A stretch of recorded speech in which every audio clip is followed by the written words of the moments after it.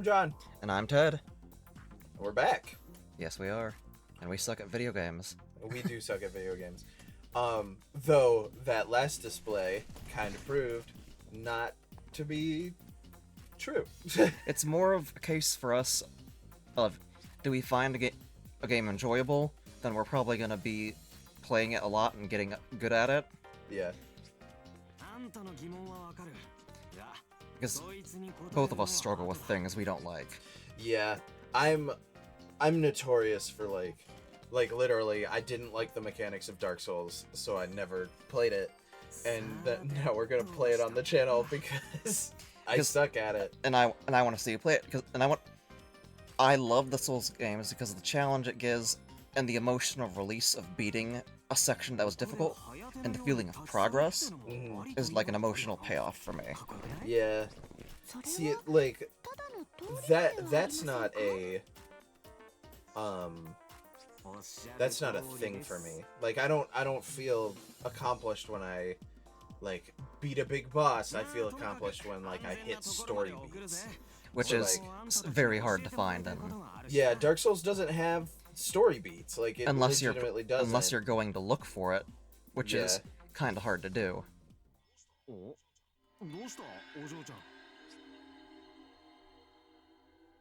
That was a weird sound. Yeah. I actually haven't bought her DLC character, Altera Larva, which is the title for that character. Oh, okay.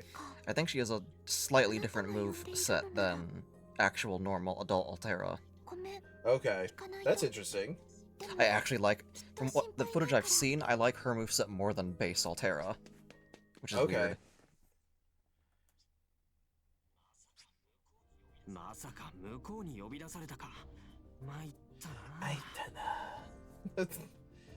I don't speak a lick of Japanese. Neither do I. That being said, like, it's a beautiful language. Scammy is teaching herself to write and read it and speak it. That's a big undertaking. And, like, she's doing a great job, and I think she's kind of fallen off of it a bit just because of work and time and just life is a bitch. So, I kept it. I didn't curse until minute 2, Ted. I swear. Yeah. If YouTube calls us, tell them to shove it. Hold on 1 second. I'm turning up my gain a little bit. Okay. That's better. But yeah, like, and I love anime, which is like partially the reason I became a voice actor. Like, I love animation and I love video games and I love all of that. And like, we've talked about this before, but like, the two people who got me into voiceover are Aaron Hansen from Game Grumps and Liam O'Brien from Critical Role and Naruto and million other things. And I think Gara was the first role you ever paid attention to a man, right? Yeah, Gara was the impetus for me checking what voiceover was. So like, I literally looked up Liam O'Brien because I saw his name in the credits. Hey, look, Mario Raving Rabbids the Mario Rabbids Kingdom Battle is successfully downloaded. I wonder if we're gonna be playing that on the show. I really hope, guys. I really hope that the notifications wouldn't come through, because that was supposed to be a surprise. And by surprise, I mean it was gonna happen inevitably. So who the hell cares? We can censor it in the editing. Just have a censor bar pop up. I already told him it was Mario Kingdom Battle. And we can censor over that with bleeps. Just take this beep, beep, beep, beep. Sorry. This is what happens when we get distracted. We just like stop actually playing the game. And ramble. Yeah. I don't care. Yeah. So true names are something you're not supposed to say, but that's like Holy Grail War stuff, and this isn't a Holy Grail War proper. So yeah. Knowing a servant's name isn't an issue. Yeah. What is the point of not knowing? Like for instance, if you had Hercules, what was Hercules killed by? Poisoned arrow. Was it really just a poisoned arrow? I believe it was Hydra poison on the arrow, and it drove him to like madness. I'm not sure if it killed him, but it would be a super effective weapon against him. You have like Achilles. Like if you know who Achilles is, you can look up pinpoint their weaknesses, how if they you know were their killed and stuff. true Like name. Maeve from Celtic mythology was killed by an angry relative of one of her love. I can't remember what the whole thing is. Someone's nephew got pissed at Maeve, and then used a sling to hit her to break her skull with a slice of hardened cheese. So her weakness is cheese. Okay, that's weird. That's Celtic mythology, though, for you. I mean, Celtic mythology is batshit insane. And I love it. That's my I've been looking into stuff about Celtic mythology since I was like 10. Yeah, from someone whose family comes from the Emerald Isles, like Scottish mythology, Irish mythology, and like the old British Isles mythology is all completely batshit insane. And then, of course, there's the fact that a lot of the Arthurian myth has origin in Welsh. I love how we literally like ignored The entirety of the actual dialogue going on. Yeah, like I was clicking through it. I was trying to click through it slow so people could read it if they wanted to, but like we're talking about Celtic mythology right now, so I don't give a damn. Lubu, who is, I believe, from the Romance of the Three Kingdoms. Again, I'm not big on Chinese I'm folklore not and super mythology. familiar with Chinese folklore, but just based on his design, I think you can. And assume there's it. my wife. Hey, it's Nero, Ted's wife. Do you know her voice actress? I think did Sakura from Cardcaptor Sakura. Oh, really? I think that's one of her big roles. Then she like apparently dropped off the radar for like 10 years, Wow. and then came back as Nero. Well, if she's gonna come back as a character, she might as well come back as a character as beloved as Nero. I just wish they kept her more negative traits.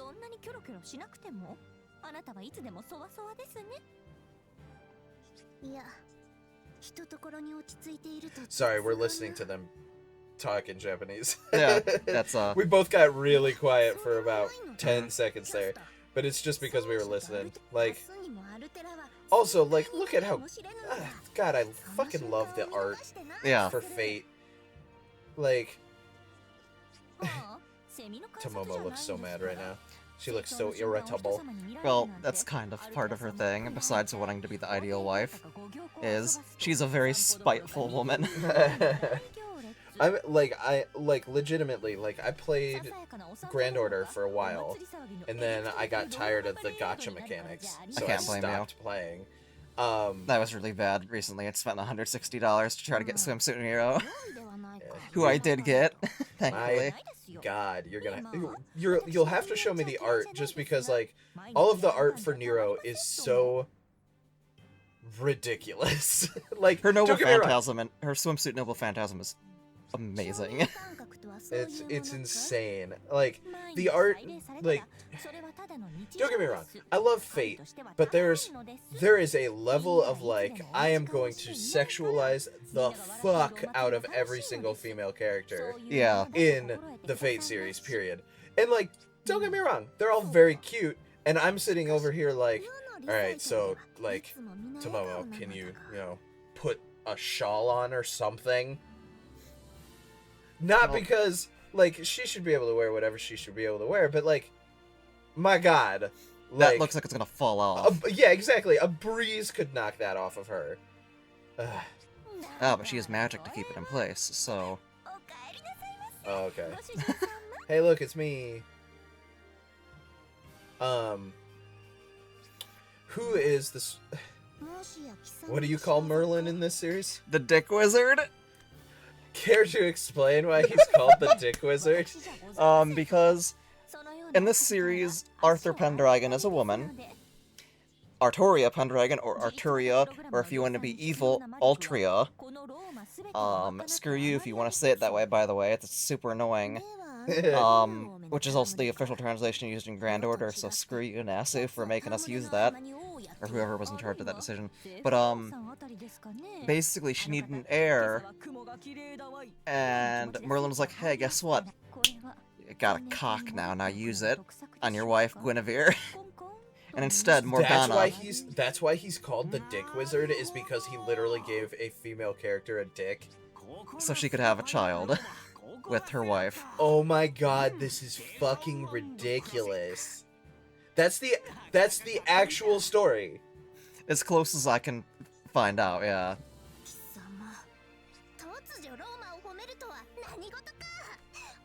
I love Nero. I was waiting for you to say that. That's why I was like purposefully silent as long as I was. Oh my god, it's what you just said proves to me that Fate Grand Order is just fucking stupid. He's also funny because this is spoilers for Grand Order, but Dr. Roman, so I've given even bigger spoilers, who is Solomon, is in love with the internet idol Magi Marie, who is just Merlin using the internet and pretending to be a magical girl. Oh my god. In an internet forum, and he's trolling him, and I find that funny because what was the sin that caused God to take away Solomon's wisdom? Idolatry. Oh.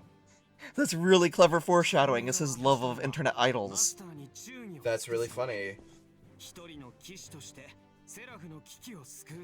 And also there's the voice actor playing Charlemagne has a great voice. He does. Like, if you guys can't hear it on your end, like, definitely look up some of these scenes, because like the voice acting is like, the voice actors are good. Like, they've got such a good sound. I mean, we can't understand Japanese, but we appreciate it anyway. Yeah, no, like, I appreciate like good mic technique and good audio and stuff like that, which is why like I'm kind of losing my mind over our audio right now.